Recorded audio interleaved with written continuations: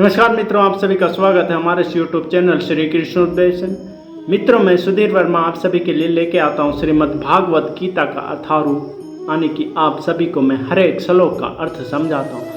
मित्रों, यह हमारे मानव जीवन के लिए एक बहुत बड़ा पवित्र ग्रंथ है, जिसका उपदेश स्वयं श्री कृष्ण ने इस धरती पे आके दिया था, हमारे मानव जीवन के दुख सुख में रहित होने के लिए।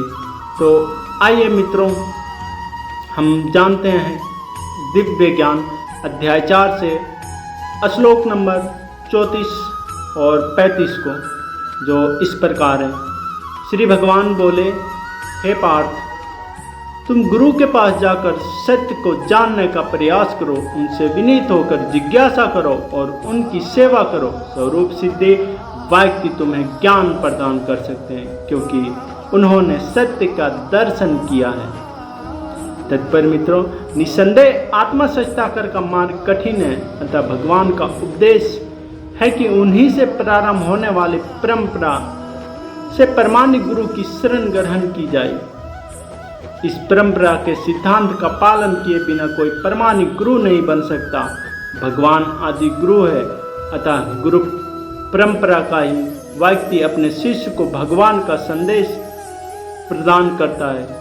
कोई अपनी निजी विधि का निर्माण करके स्वरूप सिद्धि नहीं बन सकता, जैसे कि आजकल के मूर्ख पाखंडी करने लगे हैं। भागवत का 6.3.19 में कथन है, धर्म तु साचता कर भागवत प्रमाणितम। धर्मपथ का निर्माण स्वयं भगवान ने किया है, अतः मनोधर्म या शुष्क तर्क से सही पद प्राप्त नहीं हो सकता। न ही ज्ञान ग्रंथ के स्वतंत्र अध्ययन से कोई आध्यात्मिक जीवन में उन्नति कर सकता है। ज्ञान प्राप्ति के लिए उसे परमाणु गुरु की शरण में जाना ही होगा। ऐसे गुरु को पुण्य संपन्न करके ही स्वीकार करना चाहिए और अहंकार रहित होकर दास की भांति गुरु की सेवा करनी चाहिए। स्वरूप सिद्धि गुरु की प्रसन्नता ही आध्यात्मिक जीवन की प्रगति का रहस्य है। जिज्ञासा और विनीत भाव के मेल से आध्यात्मिक ज्ञान प्राप्त होता है। बिना विनीत भाव तथा सेवा के विद्वान गुरु से की गई जिज्ञासाएं प्रभावपूर्ण नहीं होगी। शिष्यों को गुरु की परीक्षा में उतरनी होना चाहिए, और जब गुरु शिष्य में वास्तविक इच्छा देखता है तो स्वयं ही शिष्य को आध्यात्मिक ज्ञान का आशीर्वाद देता है। इस श्लोक में अंधगुमन तथा निर्थक जिज्ञासा, इन दोनों की भर्त्सना की गई है। शिष्य न केवल गुरु से विनीत होकर सुने, अपितु विनीत भाव तथा सेवा और जिज्ञासा द्वारा गुरु से स्पष्ट ज्ञान प्राप्त करे। परमाणु गुरु स्वभाव से शिष्य के प्रति दयालु होता है, अतः आदि शिष्य विनीत हो तो और सेवा में तत्पर रहे तो ज्ञान और जिज्ञासा का विनिमय पूर्ण हो जाता है। 35वां श्लोक, जो इस प्रकार है। हे पार्थ, स्वरूप सिद्धि व्यक्ति से वास्तविक ज्ञान प्राप्त कर चुकने पर तुम पुनः कभी ऐसे मोह को प्राप्त नहीं होगे, क्योंकि इस ज्ञान के द्वारा तुम देख सकोगे कि सभी जीव परमात्मा के अंश स्वरूप है, अर्थात वे सब मेरे हैं। पर मित्रों, स्वरूप सिद्धि व्यक्ति से ज्ञान प्राप्त होने का परिणाम यह होता है कि यहाँ पता चल जाता है कि सारे जीव भगवान श्री कृष्ण के भिन्न अंश हैं। कृष्ण के पृथक अस्तित्व का भाव माया, माँ या नहीं, या यह कहलाती है। कुछ लोग सोचते हैं कि हमें कृष्ण से क्या लेना देना है, वे तो केवल महान ऐतिहासिक पुरुष हैं और परब्रह्म तो निरंकार है। वस्तुतः जैसे कि भागवत गीता में कहा गया है कि यह निरंकार ब्रह्म कृष्ण व्यक्तिगत तेज है। कृष्ण भगवान के रूप में प्रत्येक वस्तु के कारण है। प्रशासित में स्पष्ट कहा गया है कि कृष्ण श्री भगवान है और सभी कारणों के कारण है, यहाँ तक कि लाखों अवतार उनके विभिन्न विस्तार ही है। इसी प्रकार सारे जीव भी कृष्ण के अंश है।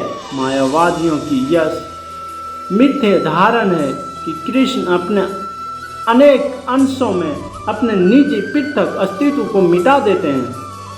यह विचार सर्वथा भौतिक है। भौतिक जगत में हमारा अनुभव है कि आदि किसी वस्तु का विखंडन किया जाए तो उनका मूल स्वरूप नष्ट हो जाता है, किंतु मायावादी यह नहीं समझ पाते कि ब्रह्म का अर्थ है एक ही, और एक मिलकर एक ही होता है, और एक में से एक घटाने पर भी एक ही बचता है। पर ब्रह्म यही स्वरूप है। पर ब्रह्म विद्या पर्याप्त ज्ञान होने के कारण हम माया से आवृत हैं, इसलिए हम अपने को कृष्ण से पृथक सोचते हैं। तथापि हम कृष्ण के भिन्न अंश हैं, किंतु तो भी हम उनसे भिन्न नहीं हैं। जीवों का शारीरिक अंतर माया है अथवा वास्तविक सत्य नहीं है। हम सभी कृष्ण को प्रसन्न करने के निमित्त हैं। केवल माया के कारण ही अर्जुन ने सोचा कि उनके सब जनों से उनका क्षणिक शारीरिक संबंध कृष्ण के शाश्वत आध्यात्मिक संबंधों से अधिक महत्वपूर्ण है।